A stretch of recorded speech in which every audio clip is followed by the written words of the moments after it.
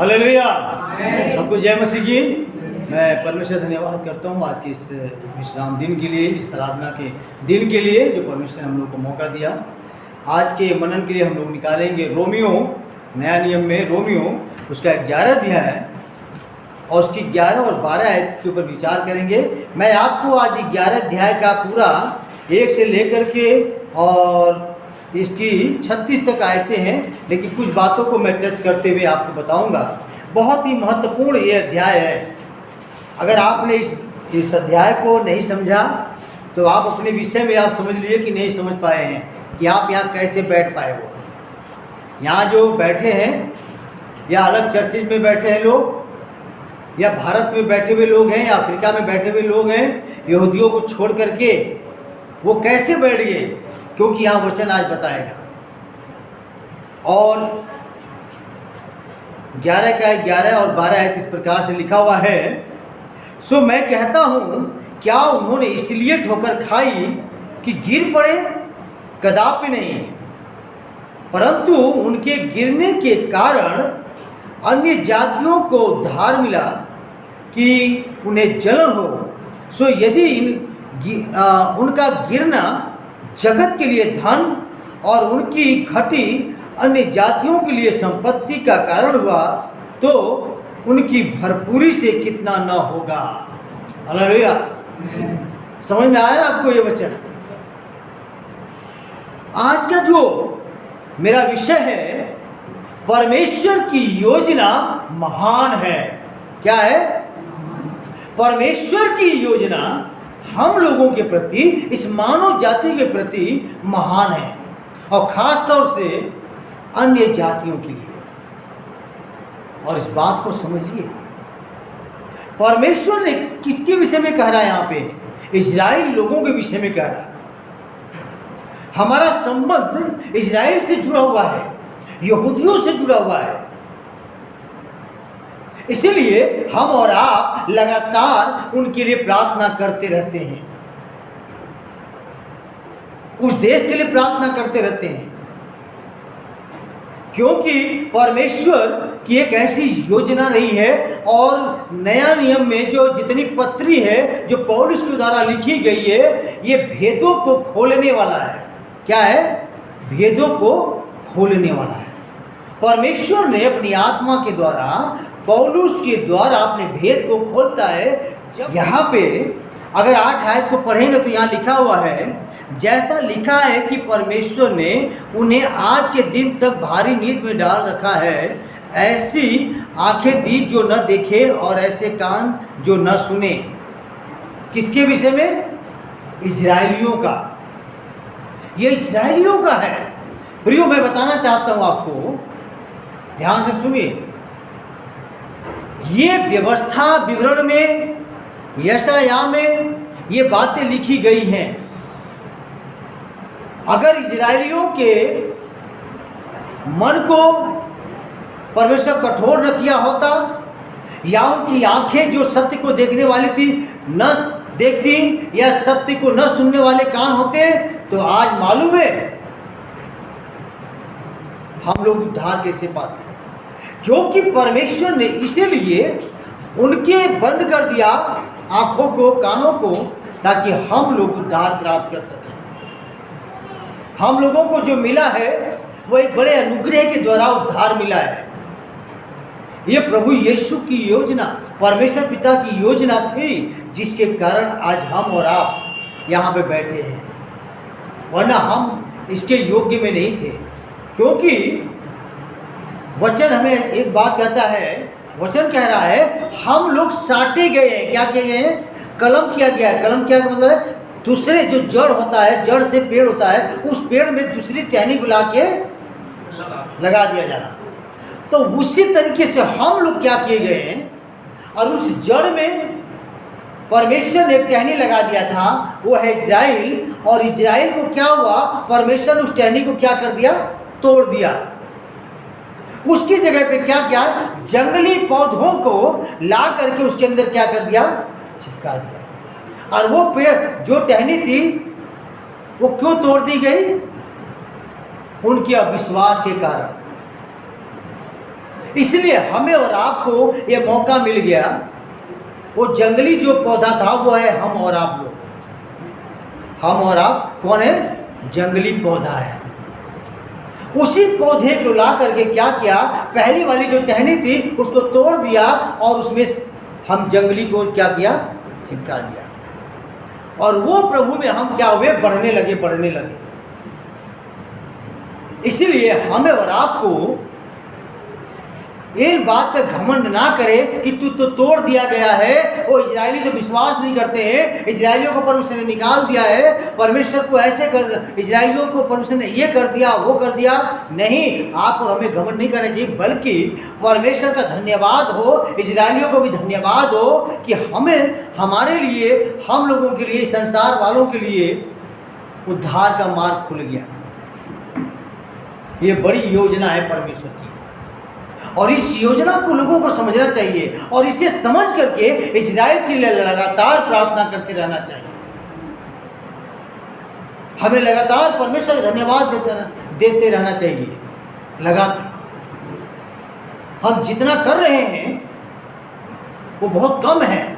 मैं एक सवाल करता हूँ, क्या आप छुटकारा पाकर खुश हो या उद्धार पाकर परमेश्वर में आप खुश हैं? बताइए। आप लोग पापों की क्षमा, उद्धार प्राप्त करके आप लोग खुश हो आज? तेजी से बोलिए। पक्का खुशी है? हालेलुया। लेकिन आप खुश तो हो? लोग खुश होकर घर में बैठे हैं, खुश होकर के महीना, 2 महीना, 6 महीने में आराधनालय में आते हैं। हाँ, हालेलुया, प्रभु का धन्यवाद हो, दुष्ट आत्मा से छुटकारा दे दिया, बीमारी से छुटकारा दे दिया, हमें परमेश्वर ने चंगा कर दिया, हमारे घर का सारा दुख तकलीफ को हटा दिया, अब तो हम आजाद हैं। और फिर क्या हो रहा? उस आजादी को परमेश्वर के लिए उपयोग नहीं कर रहा है, बल्कि संसार के लिए उपयोग कर रहा है अपने आप को। हाँ, खुश तो हो आप, लेकिन परमेश्वर किस लिए आपको आजाद किया, ये बात सोचने का है।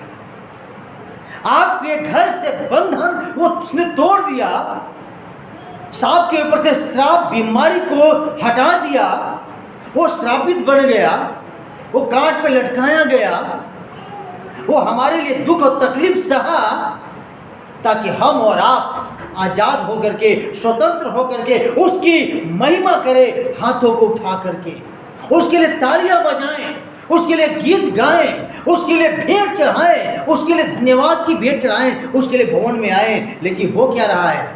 ओ, परमेश्वर ने तो मुझे आजाद कर दिया है। आपको मालूम है कि आज आपको आजाद करने के लिए परमेश्वर ने इजरायलियों के बलि चढ़ा दिया, उसने अपने आप को बलि चढ़ा दिया। क्या लिखा था 8 आयत में? लिखा है परमेश्वर ने क्या किया, उनकी आंखों को बंद कर दिया। हम व्यवस्था में जाएंगे पुराना नियम में, तब मालूम पड़ेगा आपको। उसकी 29 के 4 देखिए।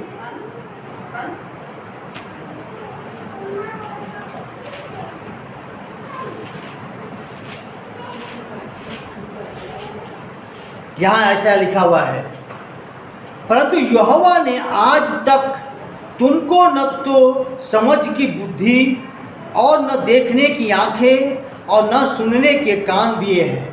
आज तक यहाँ पे क्यों कहा ये बातें? ताकि हम जो जंगली लोग हैं हमारा वो उद्धार कर सके।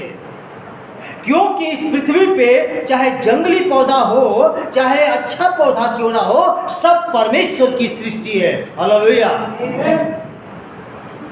चाहे व्यक्ति गोरा हो, चाहे काला हो, चाहे नाटा हो, चाहे लंबा हो, मोटा है या पतला है, अमीर हो या गरीब हो, कोई क्यों ना हो, वो सब परमेश्वर की सृष्टि है। इसलिए परमेश्वर को ये चिंता थी, क्योंकि परमेश्वर के लाडले कौन थे बताओ? इजरायली लोग परमेश्वर के लाडले हैं, प्यारे हैं, लिखा हुआ है। इसी वचन में लिखा हुआ है कि वो परमेश्वर के प्यारे हैं। लेकिन परमेश्वर ने क्या कर दिया? उनकी आंखों को बंद कर दिया, उनके कान को बंद कर दिया, ताकि वो उद्धार की बातों को न सुन सके, वो उद्धार न प्राप्त कर सके।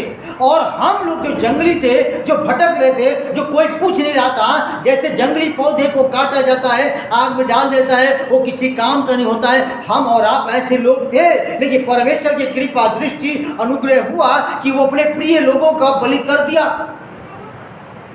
और करके हमें और आप को अपने पास बुला लिया, लहू से खरीद लिया। और उसने क्या किया, उसकी टहनी जो उसमें लगी हुई थी, इस्राएलियों की टहनी, उसको तोड़ करके उस जगह पे हमें चिपका दिया, कलम करके लगा दिया, ताकि हम उसमें फलवंत हों। हालेलुया। जैसा वचन में लिखा था यहाँ पे 11 और 12 में। और उसकी कीमत हम लोग नहीं समझ रहे हैं। आप लोगों को और हमें समझना है, कलीसियाओं को समझना है, लोगों को समझना है, पूरी दुनिया की कलीसिया को समझना है कि हमारे लिए जैसे प्रभु यीशु मसीह ने कीमत चुकाया है, इजरायलियों ने भी चुका दिया है। उन्होंने उद्धार के मार्ग का सुसमाचार हमें दे गए। और आप ये ना सोचे कि इजरायलियों को उद्धार नहीं होगा, नहीं। जब आगे भाग में पढ़ेंगे तो वहाँ लिखा हुआ है कि परमेश्वर, देखिए आप 25-26 आयत में देखिए, इसके अंदर रोमियो के अंदर, हे भाइयों, कहीं ऐसा न हो कि तुम अपने आप को बुद्धिमान समझ लो, इसलिए मैं नहीं चाहता कि तुम इस भेद से अनजान रहो कि जब तक अन्य जातियाँ पूरी रीति से प्रवेश न कर ले, तब तक इजराइल का एक भाग ऐसा ही कठोर रहेगा। ये किसकी मर्जी है जी? परमेश्वर की मर्जी है कि वो इजरायली लोग क्या बने रहे, कठोर बने। इजरायली लोग, परमेश्वर की मर्जी है कि वो बहरे बने रहें। परमेश्वर की मर्जी है कि वो देखते हुए भी ना देखें, क्योंकि परमेश्वर हम लोगों से प्यार करता है और उसने हम लोगों से प्यार किया। लेकिन उस प्यार को हमने क्या कर दिया, अपने सुख विलास में अपने जीवन को व्यतीत कर दिया, अपनी इच्छाओं को पूरी करने में लगे। सोचिए, जैसे परमेश्वर पिता ने हमारे पाप के कारण, हम मनुष्यों के पाप के कारण अपने पुत्र को बलि कर दिया, ऐसे ही परमेश्वर के जो प्यारे थे, जो प्रिय थे, उनको परमेश्वर ने उद्धार न करके, उनके मन को कठोर करके हम लोगों पे दया किया और हमारे बंधन को तोड़ दिया, श्राप को तोड़ दिया, हम पे दया किया और हम उसका निरादर किया। आज निरादर कर रहे हैं, क्या करके? भवन में ना करके, आराधना न करके, उसके वचन का सम्मान न करके, उसके वचन से बातें न करके हम सम्मान क्या कर रहे हैं? बिगाड़ रहे हैं, रिश्ते को बिगाड़ रहे हैं, अपने पर श्राप ला रहे हैं। इसलिए वचन में लिखा था रोमियो 1 का जो है 18 में कि उसकी आज्ञा न मानने वालों को उसका क्रोध होता है। फिर कहते हैं, अरे मुझे तो 10 साल हो गया, 15 साल हो गया, या 5 साल 7 साल, वो क्यों नहीं मेरे पर ऐसा क्यों हो रहा, विपत्ति क्यों आ रही, समस्या क्यों आ रही है, परेशानी क्यों आ रही है? इसलिए वचन में कहता, अपने आप को जांचो और परखो कि तुम विश्वास में हो या नहीं। तुम पाप में क्यों पड़ रहे हो, पाप में गिरते जा रहे हो, तुम्हारे घर में श्राप फिर आ रहा, तुम्हारे अन्न जल पे आशीष के वर्षा नहीं हो रही है, तुम्हारे घर से बीमारी नहीं जा रही है, दुष्टात्मा नहीं जा रहा, परेशानी नहीं जा रही, क्यों नहीं जा रही है? क्यों दोबारा आ रही है? क्यों हो रहा है ऐसा? सोचो।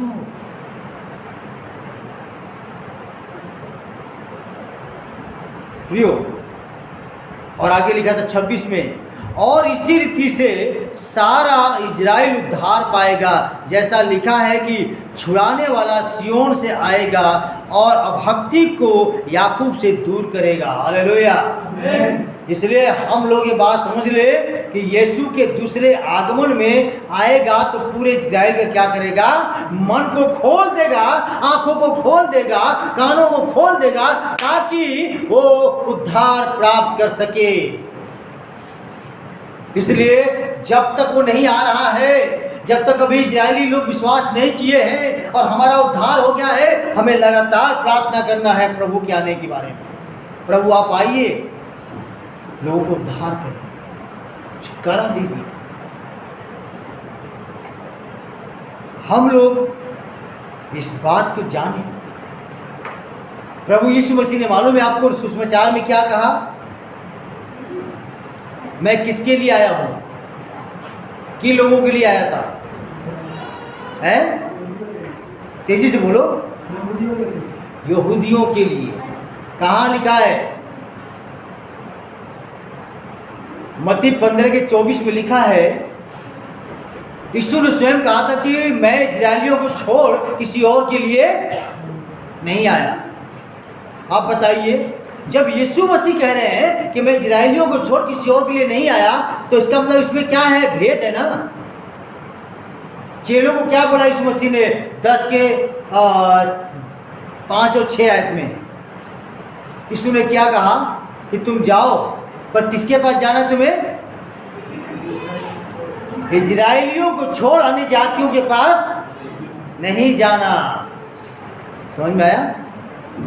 इजराइलियों को छोड़ अन्य जातियों के पास नहीं जाना। लेकिन परमेश्वर ने अपने भेद को खोल दिया पौलुस के द्वारा। यहाँ पे लिखा है कि तुम कलम करके लगा दिए गए हो। हालेलुया। और उन टहनियों को तोड़ दिया गया जो उसके प्रिय थे। इसलिए आप भूलो मत, आप बेफिक्र मत हो जाइए, आप अपनी मनमानी मत कीजिए, आप अपनी इच्छाओं में मत चलो, परमेश्वर के लिए उपयोग हो जाइए। रोमियो में आएंगे, प्रभु ने कहा था पहली आयत में, देखिए रोमियो 11 की पहली आयत में, इसलिए मैं कहता हूं क्या परमेश्वर ने अपनी प्रजा को त्याग दिया? कहता है क्या? कदापि नहीं, उसने त्यागा नहीं है इजरायलियों को। मैं भी तो इजरायली हूं, इब्राहिम के वंश और बेंजामिन गोत्र का हूं। अब सोचिए, आज मुझे और आपको जो आशीष मिला है, छुटकारा जो मिला है, बरकत जो मिल रही है यीशु के नाम से, वो इब्राहिम पिता से किया गया वायदा है। और उसी वायदे को परमेश्वर ने निभाया। उस भेद को खोलने में पौलुस के द्वारा मदद किया कि आज हम और आप जो जंगली बीज के हैं, वो हम लोगों ने प्राप्त किया।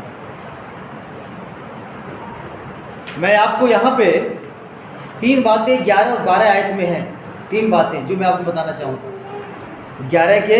11 और 12 में क्या लिखा है? पहली बात 11 में, सो मैं कहता हूँ क्या उन्होंने इसलिए ठोकर खाई कि गिर पड़े? कदापि नहीं। यहाँ भी लिखा है ठोकर खाई कि गिर पड़े। कौन लोग? इजरायली लोग। जंगल का मार्ग हो चाहे उसके बाद का मार्ग हो, वो ठोकर खाते गए, ठोकर खाते गए। किस लिए? ताकि मैं और आप ठोकर न खाएं। पर आगे लिखा है परंतु उनके गिरने के कारण अन्य जातियों को उद्धार मिला। हालेलुया। उनके गिरने का कारण मतलब अविश्वास में गिरने के कारण हम लोगों तक उद्धार पहुंचा है। कितना धन्यवाद देना चाहिए, इसी बात को समझना चाहिए। तो पहली बात क्या थी? यहाँ पे लिखा हुआ था इस्राएलियों का न विश्वास करना अन्य जातियों के लिए उद्धार का मार्ग खुल गया। पहली बात। और ये बात ये बात को बखूबी से समझ लें। दूसरी बात 12 आयत में है, सो यदि उनका गिरना जगत के लिए धन ठहरा। क्या ठहरा? जगत के लिए, यानी जगत के लोगों के लिए क्या ठहरा है? धन है। क्या करना? यहाँ पे क्या लिखा था? उनका गिरना जगत के लोगों के लिए धन ठहरा, यानी वो उद्धार, वो शांति, वो कृपा, वो भलाई, वो आशीषें, वो क्षमा, वो संपत्ति, जो इजरायलियों का वो प्रभु था वो हमारा प्रभु हो गया। वो धन है। धन, लेकिन हमारा प्रभु निष्कलंक निर्दोष है, पवित्र परमेश्वर है, जो धनों का धन रखने वाला है, वो राजाओं का राजा है। वो जो इजरायलियों का धन था, वो उन्हें वो आशीष देता रहा, अपने भंडार से खोल के देता रहा, अपने लोगों को देता रहा। लेकिन उसने उस टहनी को तोड़ करके उसने हम जंगली वालों को अपने अंदर मिला लिया, चिपका लिया, ताकि हम लोग धनीमान हो जाएं।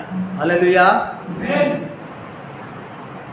हम लोग गवाहियां देते हैं कि जब से प्रभु यीशु मसीह में आए हैं, हमारा धन में आशीष होने लगी, मेरी कमाई में बरकत होने लगा है, हमारे घर में बड़ी खुशियां रही है। लेकिन उसके मुताबिक आप परमेश्वर को नहीं कर पा रहे हैं जो चाहिए,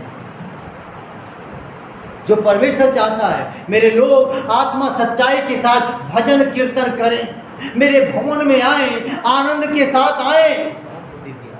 तीसरी बात इसके अंदर ही लिखा है, उनकी घटी अन्य जातियों के लिए संपत्ति का कारण हो गया। उनकी घटी, जो धन जो आशीष मिल रहा था, अब उन्हें कम हो गया। लेकिन उनके कम होने से हम लोगों को बढ़ोतरी होगी, हमारे धन बढ़ गए। हालेलुया। हम गवाही देते हैं, हम बताते हैं, वो प्रभु में आने के बाद प्रभु बहुत आय से आशीष दे रहा है, हमारा धन भी बच रहा है, हमारी कमाई में बरकत आ रही है, हमारे जीवन में आशीष आ रही है। किसके कमी होने से? इजरायलियों की। कहता है कि तुम संपत्ति हो, उनकी भरपूरी से कितना न होगा। अब ये कह रहा है कि अगर वो भरपूर होते तो और हमें कितनी आशीष मिलती भी, और ज़्यादा। लेकिन एक दिन परमेश्वर क्या करेगा? आकर के उन्हें भरपूर करेगा। हालेलुया। जब वो और भरपूर किए जाएंगे तो हम लोग और भरपूर किए जाएंगे। हम लोगों को परमेश्वर आशीष देगा, हमारी पीढ़ी को देगा, आने वाली पीढ़ी को देगा। इसलिए हमें दुआ करना है, प्रभु तू शीघ्र आ। प्रभु ने कहा मैं शीघ्र आने वाला हूँ। हम भी दुआ करें, प्रभु तू शीघ्र आ। जब प्रभु जितना जल्दी आने वाला होगा, नज़दीक होगा, उतना ही याद रखिए सताव ज़्यादा बढ़ेंगे। जब सताव बढ़ेगा तो आप घर में बैठ जाओगे चर्च में आने के बजाय। ना ना ना ना ना, अरे नहीं कोई बात नहीं, वो तो थोड़े दिन के लिए हमने विश्वास किया था। आप अपने उद्धार को खो दोगे, अपने विश्वास से भटक जाओगे। जो बहुत बड़े विश्वासी बन रहे थे ना, सब खत्म हो लेगा। लेकिन जो अंत तक धीरज रखेगा प्रभु में, वही उद्धार। सो प्रियो, आज का जो वचन है परमेश्वर ने हम लोगों को और आपको जो दिया हुआ है, सच में हमें बात को जाने और समझे कि परमेश्वर इजरायलियों को गिराया, उनकी आंखों को बंद किया, कानों को बंद किया, ताकि वो न उद्धार की बातें सुनकर हम लोगों तक पहुंचा सकें और हम लोग इसको प्राप्त कर सकें। हालेलुया। परमेश्वर सबको बहुत ऐसे आशीष दे।